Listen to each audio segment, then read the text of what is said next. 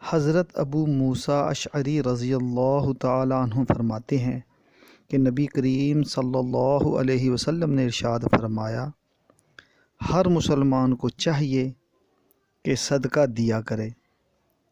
لوگوں نے دریافت کیا، اگر اس کے پاس صدقہ دینے کے لیے کچھ نہ ہو تو کیا کرے؟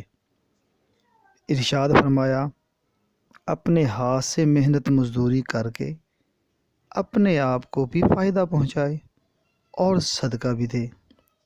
لوگوں نے عرض کیا، اگر یہ بھی نہ کر سکے یا کر سکتا ہو؟